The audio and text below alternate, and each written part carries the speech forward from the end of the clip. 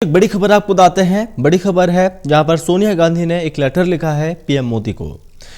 सोनिया गांधी ने पीएम मोदी को खत लिखा है और नई वैक्सीन पॉलिसी पर गंभीर सवाल उठाए हैं। सोनिया गांधी ने कहा है एक ही कंपनी के रेट अलग अलग कैसे हो सकते हैं, केंद्र, राज्य और निजी अस्पतालों के लिए रेट अलग कैसे होंगे, लोगों की मजबूरी का उठाने का फैसला कैसे यहाँ पर लिया जा सकता है। आपको बता दें कि यहाँ पर कंपनी की ओर से जो रेट तय किए गए थे उसके बाद लगातार सवाल खड़े हो रहे हैं और इस बीच यहाँ पर सोनिया गांधी ने खत लिखा है पीएम मोदी को और ये सवाल उठाया है और वाकई में ये सवाल गंभीर है।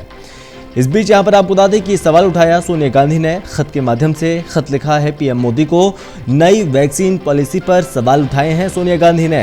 एक ही कंपनी के रेट अलग अलग कैसे हो सकते हैं ये बात कही और केंद्र, राज्य और निजी अस्पतालों के लिए रेट कैसे अलग होंगे, लोगों की मजबूरी का फायदा उठाने का फैसला केंद्र कैसे मंजूर कर सकता है, राष्ट्र की जिम्मेदारी 18 से ऊपर के सभी लोगों को टीका फ्री लगे।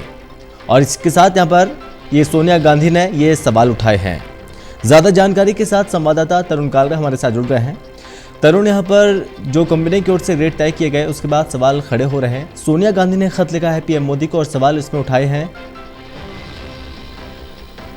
देखिए, ये दूसरा खत है जो सोनिया गांधी की तरफ से प्रधानमंत्री नरेंद्र मोदी को एड्रेस किया गया है और इसमें जो वैक्सीन पॉलिसी केंद्र सरकार ने जिसमें तब्दीलियां लेने का फैसला लिया है उसको कांग्रेस पार्टी ने कटघरे में खड़ा किया है और कहा है कि नौजवानों के प्रति जो एक देश के प्रधानमंत्री की जिम्मेदारी होनी चाहिए वो जिम्मेदारी नहीं निभाई जा रही है।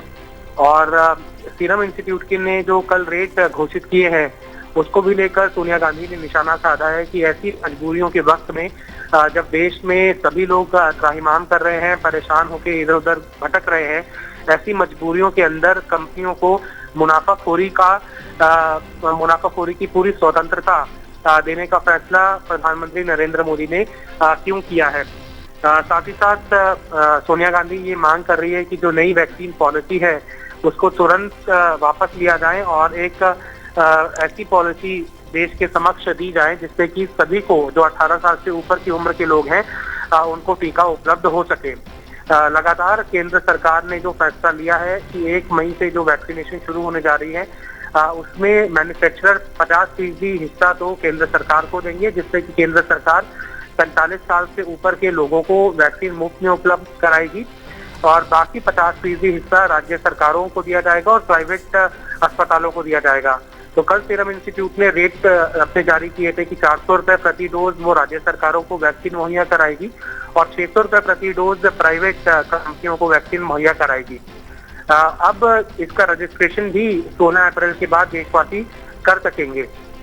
तो ऐसे मौके के ऊपर कांग्रेस पार्टी को लग रहा है कि एक बहुत बड़ा तबका है, खासतौर पर गरीब वर्ग, जो 1 मई के बाद शुरू होने जा रहे वैक्सीनेशन के तीसरे चरण से महरूम रह सकता है क्योंकि उसके पास पैसे नहीं होंगे और केंद्र पर दबाव बनाकर अगर कोई इस वर्ग के लिए सहायता मुहैया हो सकी तो इसका एक राजनीतिक लाभ भी होगा और एक सकारात्मक विपक्ष की भूमिका कांग्रेस पार्टी निभा रही है, ऐसा संदेश भी लोगों के बीच में जाएगा। तो ये खत उसी नजरिए से सोनिया गांधी ने लिखा है।